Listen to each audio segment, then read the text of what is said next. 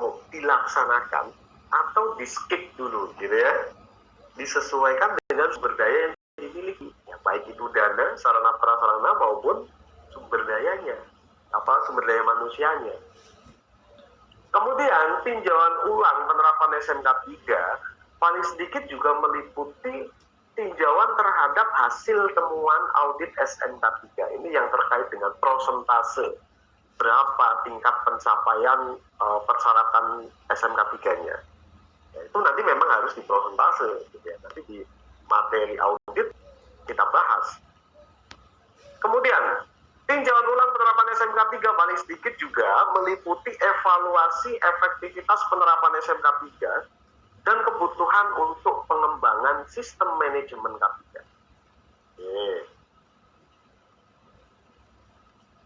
Berikutnya, setelah tinjauan ulang dilakukan, itu kan nanti akan ketahuan ya, kebijakannya perlu berubah atau tidak, tujuannya bertambah atau berkurang, dan seterusnya. Apa yang harus diperbaiki, apa yang perlu dipelihara gitu ya.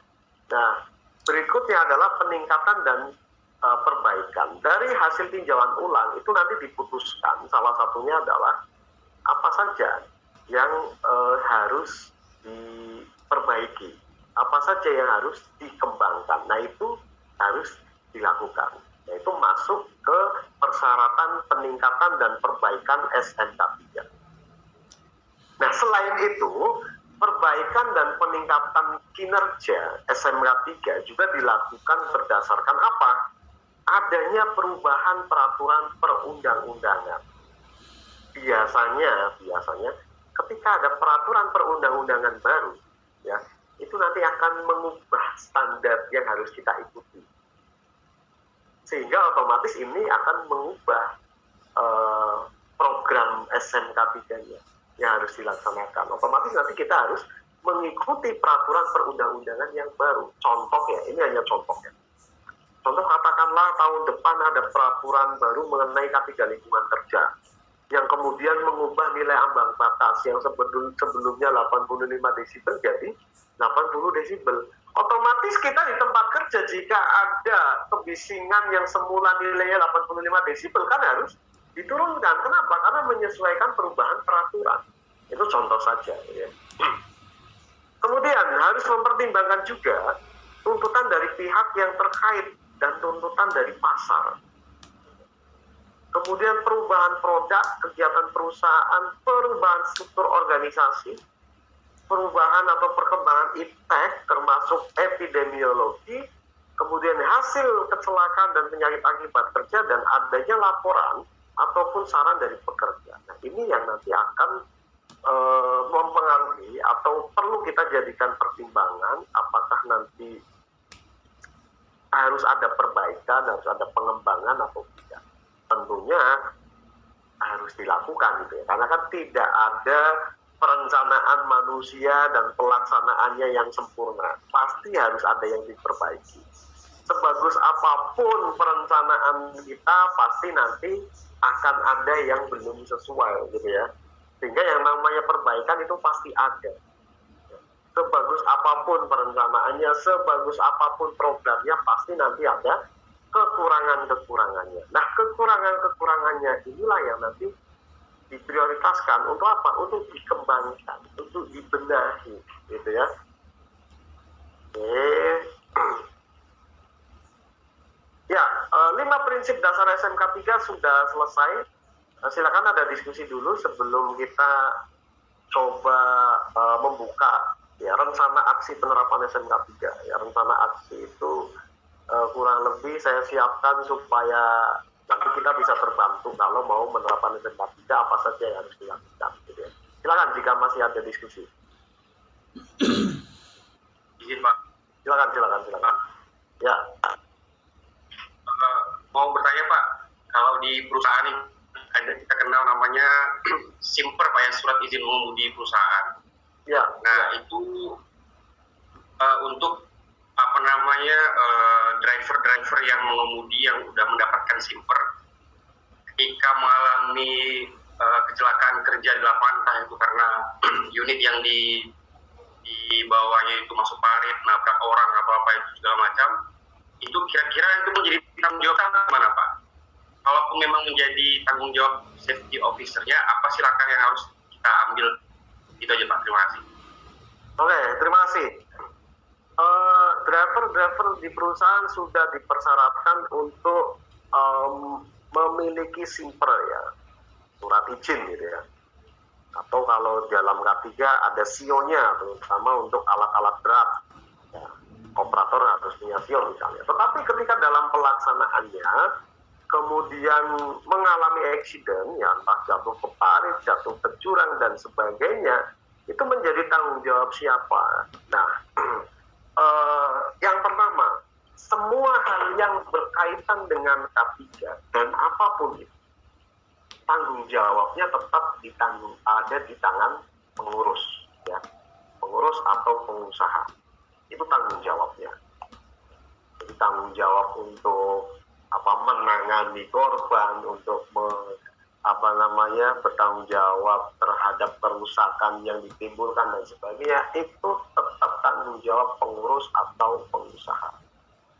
Nah, tanggung jawab safety officer, tanggung jawab ahli K3 itu di mana? Tanggung jawab safety officer atau ahli K3 atau petugas K3 yang lainnya itu adalah mengendalikan risikonya. Nah, ingat, prinsip pengendalian risiko itu kan ada dua. Risiko bisa dihilangkan, tapi sangat sulit. Ya. Yang kedua, risiko itu hanya bisa kita minimalisir gitu ya. Bisa dihilangkan untuk risiko-risiko tertentu yang kita bisa eliminasi, berarti kan hilang. Ya. Tapi kan jarang biasanya. Ya. Berarti yang kedua, risiko itu kita minimalisir, kita kendalikan untuk apa? Untuk meminimalisir. Nah, dari kata ini ya, minimalisir, berarti kan bukan berarti risikonya hilang. Artinya risiko itu tetap ada. Sebagus apapun upaya pengendalian yang Mas Rido lakukan, kemungkinan kecelakaan tetap ada apa enggak? Tetap ada. Cuman jika dianalisa, dilakukan penilaian risiko, setelah dilakukan pengendalian, itu risikonya sudah turun, sehingga kemungkinannya bisa lebih kecil gitu ya. Tingkat keparahan, tingkat kerusakan yang ditimbulkan juga lebih kecil karena kita sudah lakukan pengendalian. Tapi bukan berarti kemudian ketika sudah mengendalikan risikonya hilang, kejadiannya nggak mungkin terjadi. Wah, nggak mungkin, itu menyalahi Tuhan gitu ya. Jadi kita tanggung jawabnya hanya ke pengendalian risiko. Tanggung jawab ya tetap ada di pengurus atau pengusaha. Kalau ternyata kita sudah melakukan pengendalian risiko dengan ESRA ya, eliminasi sampai APD, tetapi accident tetap ada gitu ya. Ya berarti tanggung jawab kita itu apa?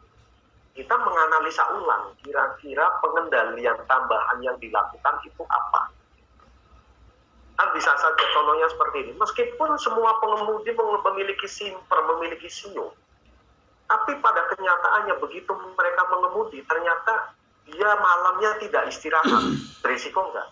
Berisiko. Ya, jadi masih ada risiko-risiko lain yang bisa kita kaji. Nah, itu nanti tanggung jawab kita. Harus menginvestigasi. Begitu ada accident, diinvestigasi.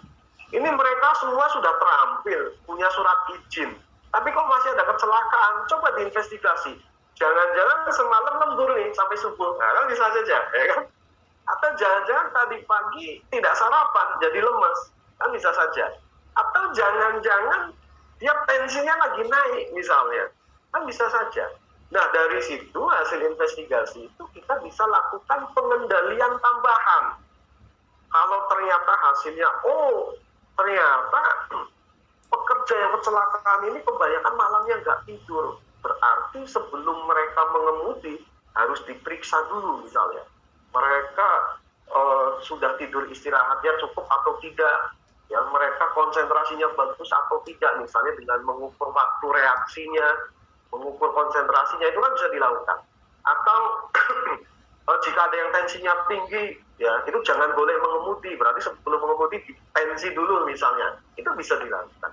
Ya, untuk dijadikan sebagai pengendalian risiko tambahan sehingga harapannya ke depan tidak ada kejadian-kejadian serupa Jadi tanggung jawab ahli K3 ataupun safety officer atau petugas K3 yang lainnya itu di situ. Ya, tanggung jawab secara umum, secara garis besarnya ya tetap ada di pengurus dan pengusaha. Kalau ternyata memang ini kejadiannya menyebabkan pihak kepolisian harus datang dan sebagainya, ya itu tanggung jawabnya di tangan pengurus ya. Paling nanti kita petugas K3 hanya dimintai keterangan dan sebagainya untuk menjadi saksi dan seterusnya. Ya. Ada juga alumni saya di daerah Sumbawa. Kalau Mas Ilham di mana Sumbawa? Mana Mas Ilham? Bima, Pak. Bima ya. Ada salah satu teman saya di Sumbawa itu bekerja di pabrik gula tapi milik asing di sana gitu ya. Oh ya, ada pabrik gula. pekerjanya, tahu ya Mas Ilham ya? Iya, ada Pak, pekerjanya yang meninggal akibat eksiden. Ya itu, dia cerita ke saya, waduh saya sibuk apa? Sibuk ditanyain sana sini oleh polisi, harus minta keterangan, harus memberi keterangan dan sebagainya. Nah memang seperti itu, karena itu tanggung jawab kita melakukan supaya tenaga kerja bisa bekerja dengan aman dan sehat. Jadi kalau ada kejadian-kejadian ya kita paling jadi saksi. Kalau tanggung jawab penuhnya ya tangan pengurus atau pengusaha. Kurang lebih seperti itu Mas Riko. Ada lagi silakan. Pak izin saya izin Pak. Hai. Silakan ladies first nih. Ya. Silakan. Siapa tadi? Izin Pak, saya mau tanya. Ya. Tadi kan ada kriteria pada tingkat penerapan SMK 3. Itu kan 5 prinsip, 12 elemen, dan 166 kriteria ya Pak. Ya, nah, tingkat penilaian penerapannya untuk cara perhitungannya itu bagaimana ya Pak? Kalau misalnya penerapan itu termasuk 0 sampai 56% kurang, 60 sampai 84 baik, sama 85 sampai 100% memuaskan tuh cara perhitungannya gimana gitu Pak? Yang saya pengen tahu. Ya, siap. Terima kasih Mbak Ulan. Wah, ini Mbak Ulan analisanya maju ke depan ya, karena itu slide-nya masih ada di akhir. Slide-nya masih di akhir. Oke, kita coba loncat sedikit, nggak apa-apa ya, daripada nanti terlewatkan ya. Nah, jadi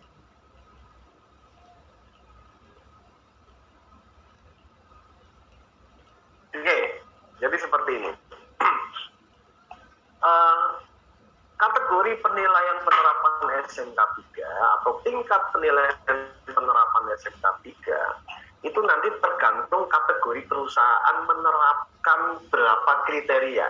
Totalnya secara keseluruhan kan ada 166 kriteria atau 166 persyaratan yang harus dipenuhi perusahaan ketika menerapkan SMK 3. Bisa kalau awal itu 64 kriteria, transisi itu 122 kriteria, lanjutan itu secara keseluruhan 166 kriteria.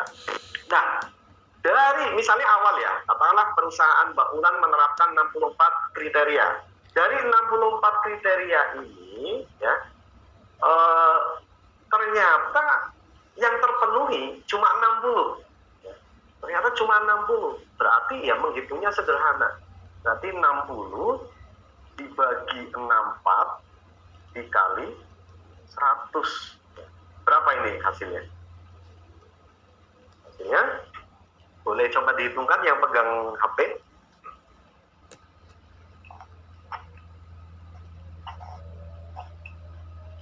93,75 Pak. 93,7%. Nah, artinya perusahaan Mbak Ulan itu tingkat pencapaian penerapan SMK 3-nya kategori awal 64 kriteria penerapannya memuaskan. Ya, 85 sampai 100% itu memuaskan. Tetapi dengan catatan 4 ini ya, kan 60 dari 64, berarti 4 ini kan yang tidak terpenuhi, ya kan?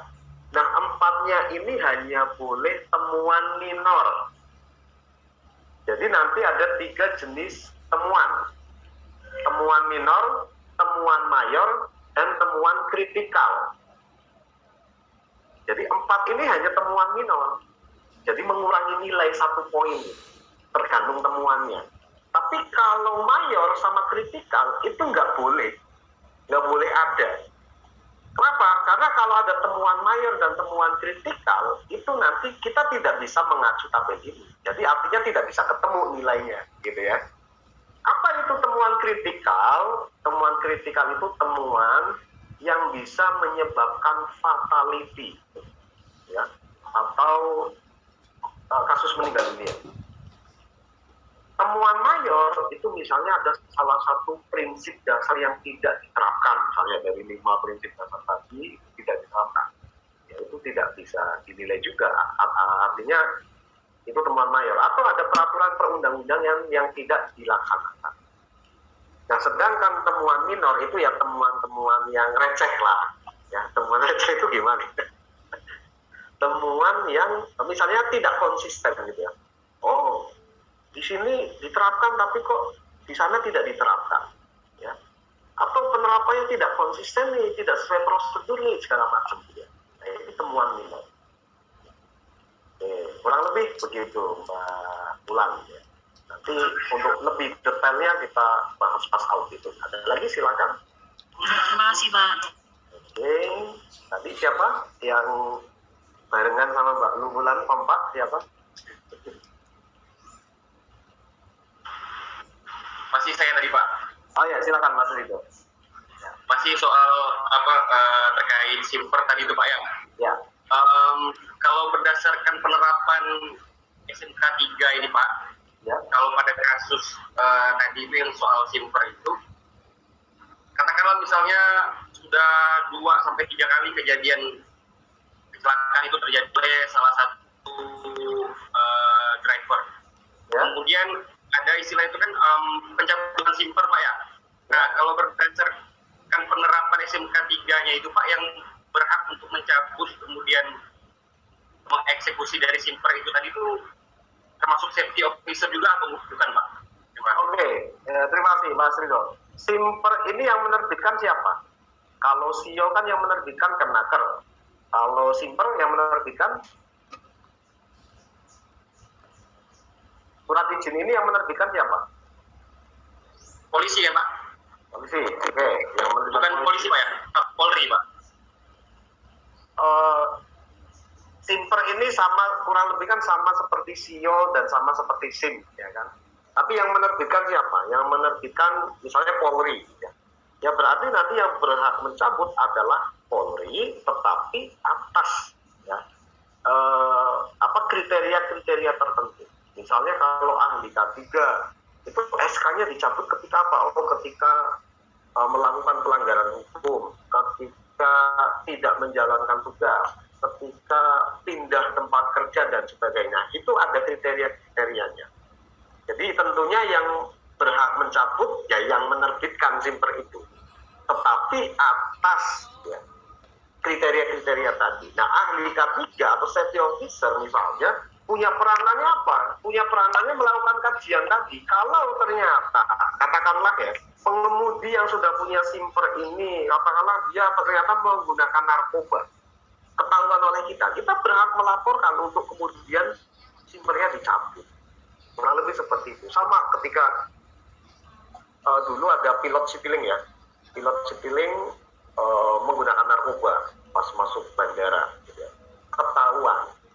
Nah itu yang berhak mencabut ya, yang memberikan lisensi pilot itu siapa?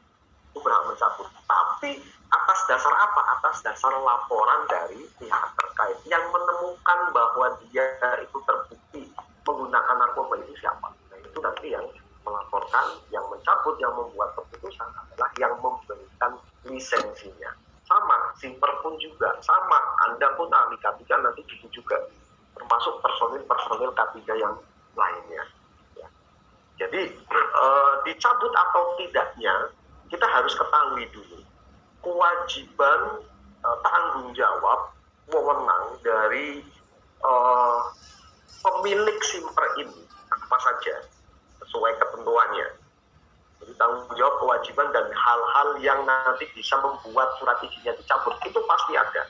Kalau ada surat izin biasanya ada kriteria-kriteria itu. Sama, ahli K3 kan tugas, kewajiban, kewenangannya jelas, termasuk kapan ahli K3 statusnya akan dicabut itu jelas.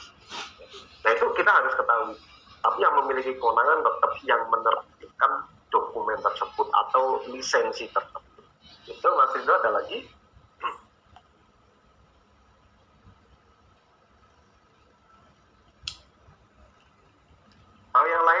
barangkali silakan, tidak perlu sungkan-sungkan. Iya Pak. Jika belum ada, kita lanjut ya. Secara sepintas saja ya, ini rencana aksi penerapan SMK 3 bisa kita gunakan untuk membantu kira-kira ketika kita mau menerapkan SMK 3 apa saja yang harus disiapkan. Jadi resumnya lah ya, jadi ringkasan atau resum dari persyaratan, kriteria persyaratan yang tadi kita bahas ya, itu bisa dengan menggunakan daftar ini ya. Jadi yang pertama apa yang perlu dilakukan, buat kebijakan K3 yang ditandatangani oleh pucuk pimpinan. Misalnya kalau pupuk Kaltim tadi yang menandatangani adalah direktur utama ya. Statusnya apa, sudah atau belum, kita checklist ya.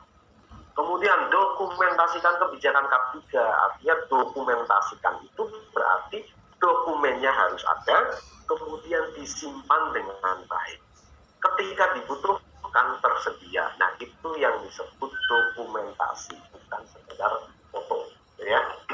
Kemudian implementasikan kebijakan K3. Komunikasikan melalui berbagai cara, buletin, poster, sosial media, misalnya Instagram, TikTok, Facebook, silakan, tidak apa-apa ya. Misalnya tadi pupuk Kaltim, dengan dia menampilkan kebijakan di official website-nya ya, berarti kan dia sudah mengkomunikasikan kebijakan K3 yang mereka buat. Melalui apa ya? Melalui website. Buktinya kita juga bisa mengaksesnya, kan gitu. Oke, kemudian sediakan salinan atau kopi kebijakan untuk pihak lain. Nah, ini poin kelima bisa tertangani jika kita mengikuti strateginya pupuk Kaltim tuh. Kalau ada pihak-pihak tertentu yang ingin mengakses kebijakan K3 yang sudah ditetapkan di perusahaan kita tinggal kasih linknya, gitu. Ini linknya silakan diakses, kan mudah. Gitu. Karena kan eranya seperti itu, nggak zaman lagi di fotokopi kan gitu ya. Sudah nggak zaman lagi fotokopi, sekarang kirim link ya kalau sekarang ya. Oke, kemudian lakukan tinjau ulang secara berkala terhadap kebijakan K3 yang sudah dibuat. Oke, berikutnya yang berkaitan dengan identifikasi bahaya, penilaian dan pengendalian risiko. Apa saja yang harus dilakukan? Yang pertama, buat prosedur manajemen risiko untuk setiap aktivitas, baik itu aktivitas rutin maupun non rutin. Saya kira ketika Anda belajar manajemen risiko sudah tahu ya. Jadi cara mengidentifikasi bahaya itu apa, manajemen risiko tahapannya, ada penetapan konteks, ada identifikasi bahaya, ada analisis risiko, ada evaluasi risiko, ada pengendalian risiko, ada komunikasi dan konsultasi, ada tinjauan ulang dan perbaikan. Nah, itu tahapan manajemen risiko. Nah, tinggal dibuat prosedurnya. Nah, manajemen risikonya menggunakan metode apa? Menggunakan instrumen apa? Giradisi atau IBPR, buat prosedurnya. Ada CSA, buat prosedurnya. Kemudian prosedur identifikasi bahaya disusun dengan mempertimbangkan persyaratan. Ya. Jadi persyaratannya seperti apa gitu ya? Identifikasi bahayanya kalau misalnya prosedur manajemen ya dalam hierarki dokumentasi tadi level 2 ya, tadi prosedur manajemennya harus ada. Dan nanti metode yang digunakan itu apa? Apakah giradisi atau CSA ya, kita buat prosedur level 3-nya atau prosedur operasionalnya atau SOP-nya. Kemudian buat prosedur manajemen perubahan. Nah, ini yang banyak tidak dilakukan nih ya ketika saya berkunjung ke berbagai instansi atau ketika penelitian. Biasanya yang paling saya sering temui adalah ini. Ketika mereka sudah membuat giradisi dan sebagainya, datanya sudah ada, mereka tidak lakukan update, ya, terutama ketika ada perubahan. Ya. Jadi prosedur manajemen perubahan itu harus dilakukan dan ini nanti akan berpengaruh terhadap kegiatan ke-10 ini. Ya. Jadi identifikasi bahayanya, penilaian risikonya itu harus dilakukan secara terus-menerus seiring adanya perubahan, gitu ya. Kalau ada perubahan ya pasti ada identifikasi bahaya yang baru. Kemudian tentukan identifikasi yang digunakan, metodenya dan instrumennya, apakah JSA, ya, Job Safety Analysis, atau FMEA, Failure Mode Effect Analysis, atau Hazard, ya, Hazard and Operability Study, atau yang lain. Misalnya What If Analysis, ya, kemudian apa lagi? FTA, Fault Tree Analysis, lupa ya, metodenya apa ya? Dan satu sama lain itu bisa saling melengkapi. Silakan. Semakin banyak metode dan instrumen yang Anda gunakan, tentunya akan semakin banyak juga potensi bahaya dan risiko yang dapat teridentifikasi. Harapannya, begitu kita sudah menggunakan berbagai metode identifikasi, semua bahaya yang risikonya tinggi itu bisa tertangani. Sehingga auditor itu tidak sampai menemukan temuan kritikal tadi. Kan temuan kritikal adalah temuan yang bisa menyebabkan fatality. Itu biasanya berasal dari mana? Berasal dari bahaya yang risikonya tinggi tetapi belum terkendali atau belum tertangani, belum dilakukan upaya kontrol. Ya. Kalau ketahuan duluan sama auditor jadi temuan kritikal, sudah selesai. Auditnya skip dulu, pending dulu, selesaikan dulu masalahnya. Ya, temuan itu harus ditangani terlebih dahulu, baru nanti dilakukan. Oke, kemudian lakukan identifikasi perubahan yang ada, kemudian laporan proses manajemen perubahan. Oke. Berikutnya, lakukan pengendalian dengan menggunakan hierarki yang dipersyaratkan. Apa hierarkinya? ESRA, ya. Eliminasi, substitusi, rekayasa teknik, administrasi, dan alat pelindung diri. Kemudian buat dokumentasi risiko, risk register. Saya kira Anda sudah diajari ya di materi manajemen risiko. Kemudian buat proses tindak lanjut, hasil manajemen risiko dan pemantauan. Nah, ini nanti checklist ini silakan bisa ditanyakan juga besok ketika PKL, ya. Silakan. Oh, kebijakannya sudah dibuat belum? Prosedur ini ada atau tidak? Silakan. Ya. Terutama bagi teman-teman yang masuk kelompok SMK 3, ya, silakan. Ini bisa ditanyakan kepada perwakilan dari perusahaan yang besok mendampingi Anda, ya. Oke, kemudian terkait dengan peraturan perundang-undangan, buat prosedur persyaratan perundang-undangan dan syarat lainnya. Identifikasi semua perundangan dan persyaratan lainnya yang berlaku bagi perusahaan atau organisasi. Buat daftar peraturan perundang-undangan, simpan semua data mengenai perundang-undangan, baik itu soft copy ataupun hard copy. Jadi ini harus ada, ya, harus disiapkan. Himpunan peraturan perundang-undangan K3, saya kira nanti Anda juga akan menerima, ya, himpunan peraturan perundang-undangan K3 atau kitab K3, ya, yang lumayan tebel, ya. Kemudian komunikasikan persyaratan perundang-undangan yang relevan kepada semua pihak yang terkait. Oke, kemudian buat tujuan K3 pada setiap level dalam organisasi dan dokumentasikan tujuan dan sasarannya atau objektif dan targetnya. Ini tujuan dan sasaran, ya. Kemudian buat program K3 sesuai dengan persyaratan. Jadi dari tujuan sasaran ini nanti dibuat program. Dokumentasikan program K3, buat laporan progresnya, ya. Kemudian lakukan tinjau ulang program kerja secara berkala. Misalnya tiap 6 bulan gitu, ditinjau. Kemudian terkait dengan tugas dan tanggung jawab, tetapkan tanggung jawab manajemen. Buat program keterlibatan manajemen dalam K3, misalnya program inspeksi, meeting, dan sebagainya itu harus dilibatkan. Itu sebagai bentuk keterlibatan atau dukungan, ya, dari manajemen terhadap penerapan SMK3. Kemudian dokumentasikan peran dan tanggung jawab.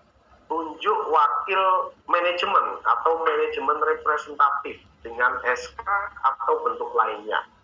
Maksudnya bagaimana? Maksudnya ini adalah perwakilan dari pimpinan. Ya, kalau pimpinannya itu terlalu sibuk, katakanlah ya, tidak sempat ikut terlibat secara langsung dalam penerapan SMK 3 dalam program-program K3, silakan bisa menunjuk perwakilan, tapi harus ada penunjukan resmi, entah itu bentuknya surat keputusan dari pimpinan atau bentuk lainnya, misalnya surat penugasan. Yang penting ada penunjukan secara resmi, yang mewakili ini siapa. Ini masih diperbolehkan ya dalam SMK 3 PP 50 tahun 2012. Kalau besok Anda mempelajari SMK 3 versinya ISO 45000 tahun 2018, itu sudah tidak diperbolehkan lagi yang namanya wakil manajemen. Pimpinan harus turun tangan sendiri. Nggak boleh ada perwakilan. Itu persyaratannya ISO ya. Kalau persyaratannya PP 50 itu masih boleh diwakilkan. Masih boleh ada yang namanya manajemen representatif. Ya, kalau ISO 45000 harus pimpinannya turun tangan langsung. Nggak boleh ada perwakilan-perwakilan, karena itu berpengaruh ya. Berpengaruh terhadap seberapa besar komitmen dari pimpinan. Itu versinya ISO gitu ya. Kalau yang kita bahas ini kan PP 50, jadi masih boleh, nggak apa-apa. Oke, kemudian informasikan nama dan tanggung jawab wakil manajemen tersebut. Tetapkan prosedur mengenai tanggung jawab K3 dari pekerja. Masukkan tanggung jawab dalam uraian jabatan semua pekerja, termasuk manajemen. Oke.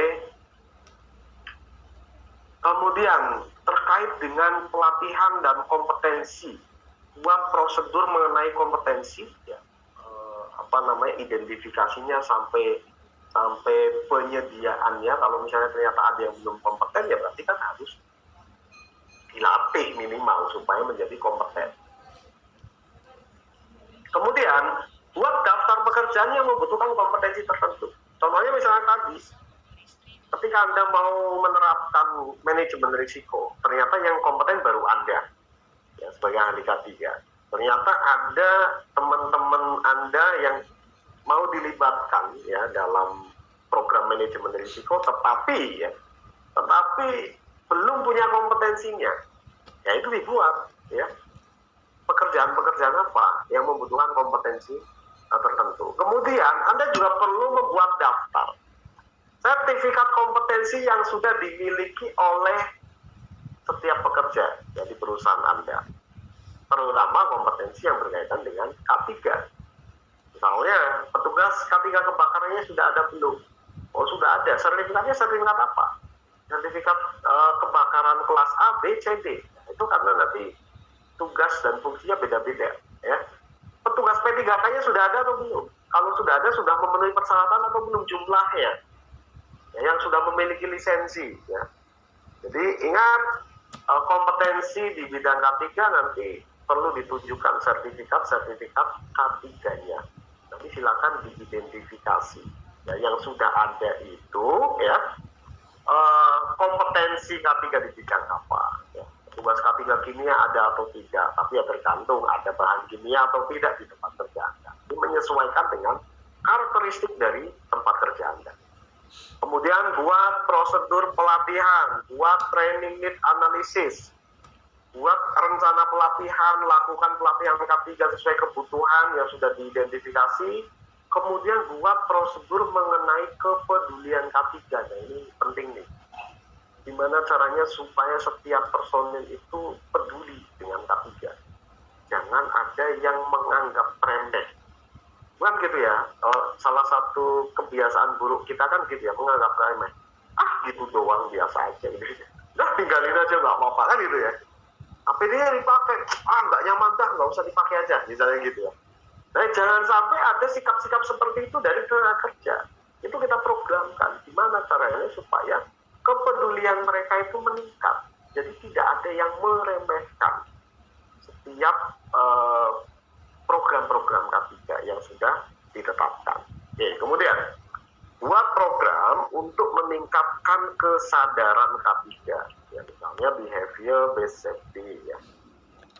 Kemudian terkait dengan komunikasi, buat prosedur komunikasi dan konsultasi terutama yang melibatkan berbagai pihak ya, salah satunya adalah melibatkan tenaga kerja. Itu prosedurnya dibuat.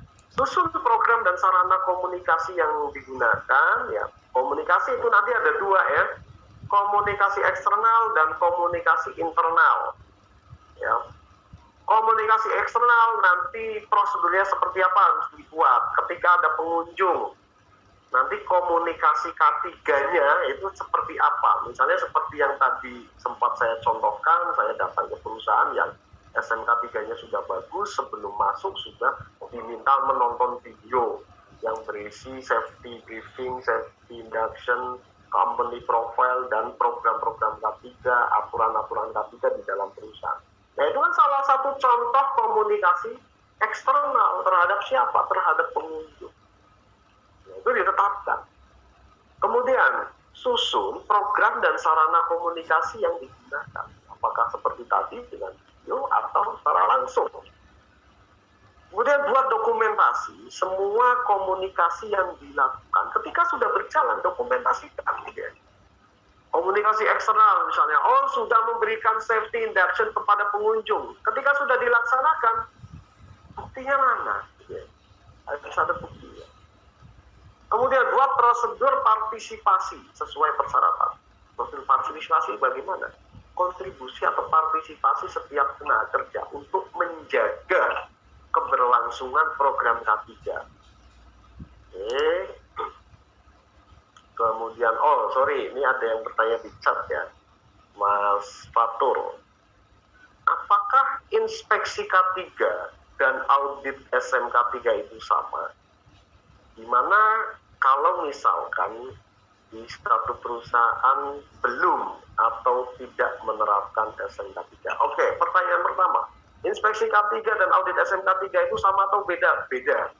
Ya, inspeksi K3 itu adalah inspeksi itu bahasa lainnya itu kita sering menyebutnya sidak gitu ya.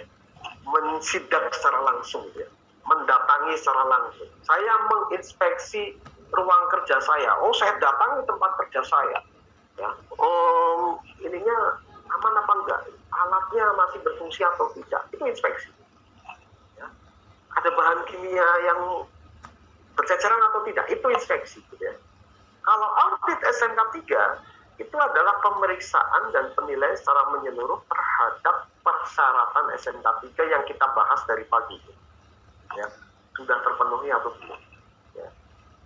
Misalnya kebijakan K3-nya sudah ada atau belum, itu diperiksa. Kebijakan K3-nya sudah ada, sudah sesuai persyaratan atau belum diperiksa. Tanggalnya, tanda tangannya semuanya ada atau belum?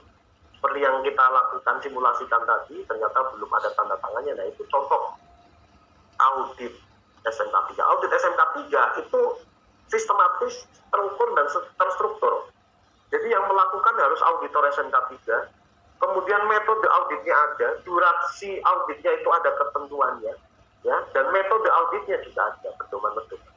Kalau inspeksi K3 itu bukan auditor yang melakukan, gitu ya. Boleh auditor juga boleh. Anda ahli K3 juga boleh, yang melakukan inspeksi K3 loh ya.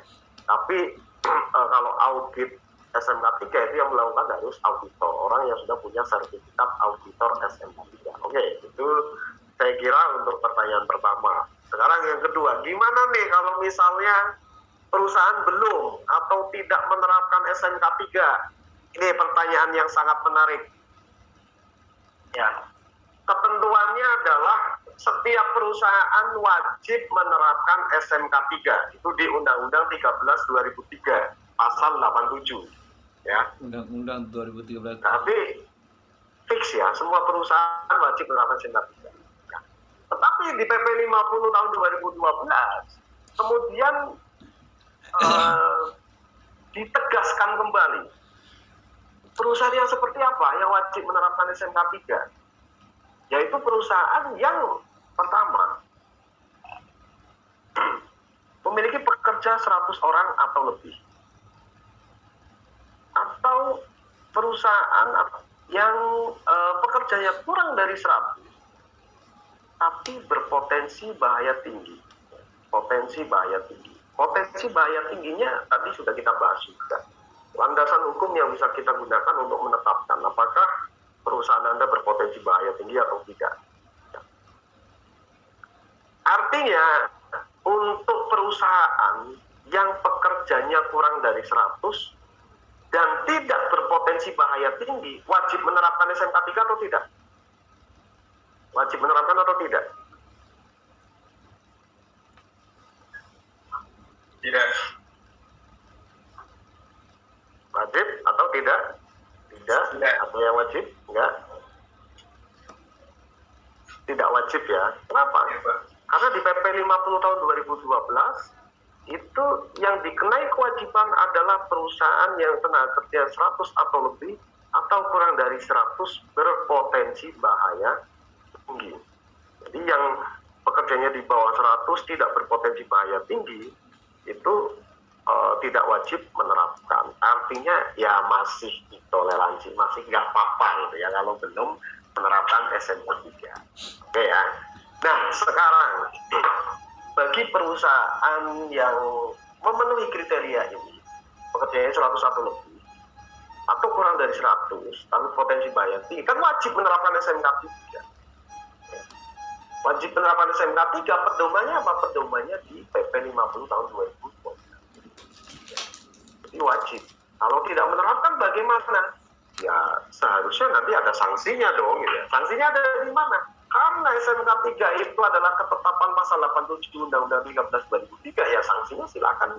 Nanti kita mengacu Undang-Undang 13 2003. Tadi sanksi administratif yang terberat adalah izin usahanya bisa dicabut. Ya, kurang lebih seperti itu Mas Fatur ya.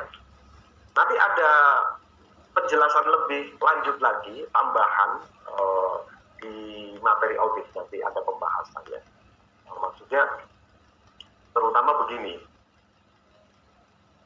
penerapan SMK 3 dengan audit eksternal SMK 3 atau sertifikasi SMK 3 itu kan dua hal yang berbeda gitu ya. Menerapkan SMK 3, perusahaan yang menerapkan SMK 3 belum tentu mereka lanjut sampai sertifikasi SMK 3 gitu ya. Itu nanti ada kriterianya. Perusahaan yang seperti apa yang wajib sampai sertifikasi SMK 3 itu nanti di materi audit ya. Oke, sebelum saya lanjut, ada lagi yang didiskusikan barangkali, silakan.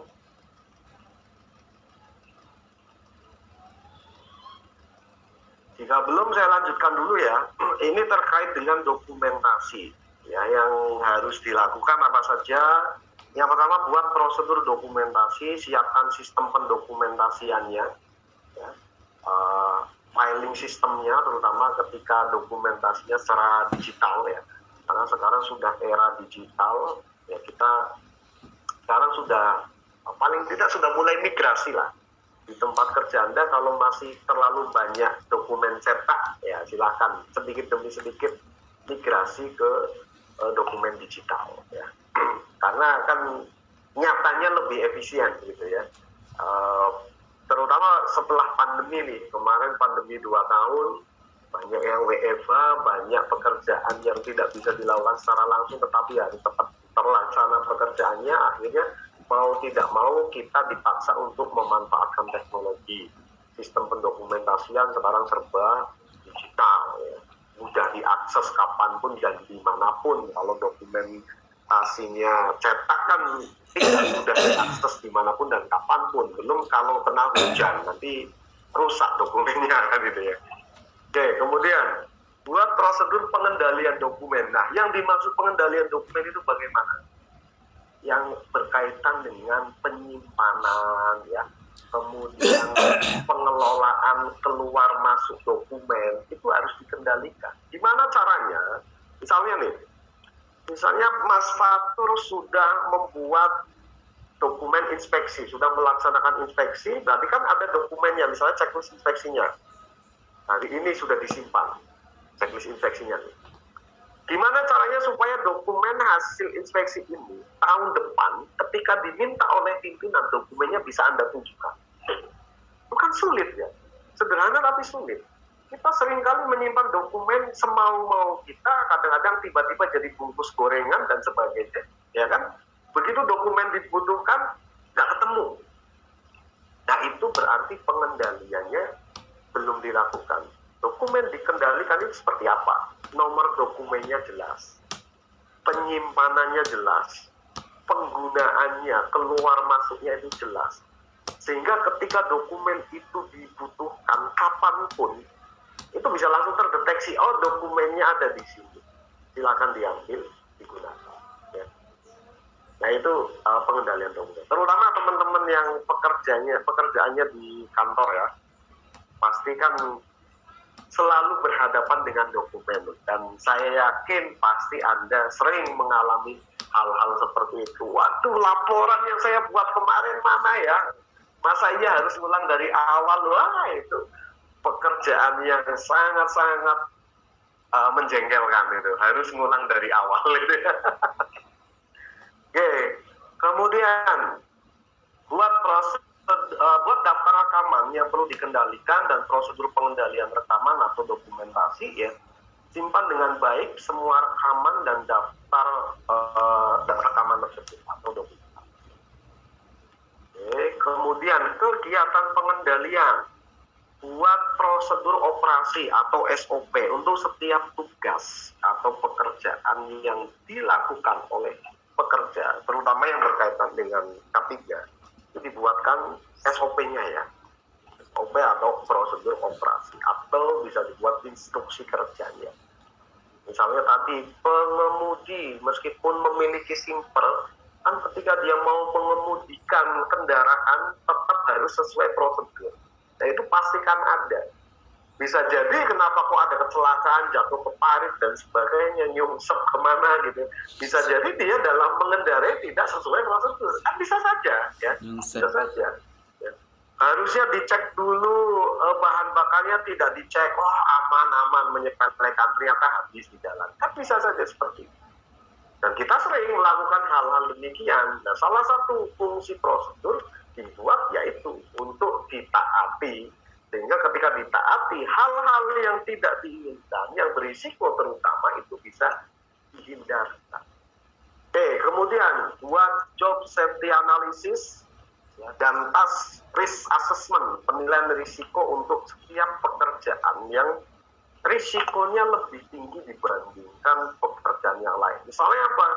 Misalnya pekerjaan di ketinggian, pekerjaan di ruang terbatas, pekerjaan di ruangan atau area tertentu yang mengandung paparan bahan kimia. Itu harus betul-betul ketat tuh. Ya, harus dibuat CSA-nya, harus dibuat instruksi kerja di tempat atau area berbahaya. Dan dipastikan harus diikuti. Nah itu yang nanti juga biasanya menjadi salah satu tugas utama dari safety officer gitu ya, memastikan mereka itu bekerja sesuai dengan instruksi kerja yang dibuat. Jika diperlukan buat permit gitu ya, buat permit, buat izin kerja. Misalnya untuk pekerjaan-pekerjaan tadi yang risikonya terlalu tinggi, ya harus ada sistem izin kerja yang harus diikuti. Dan itu harus dipastikan oleh Anda supaya jangan sampai pekerjaan dimulai tanpa permit ditandatangani, misalnya begitu. Oke. Kemudian, lakukan inspeksi K3 berkala setiap tempat kerja. Nah ini, inspeksi itu bagian dari program K3.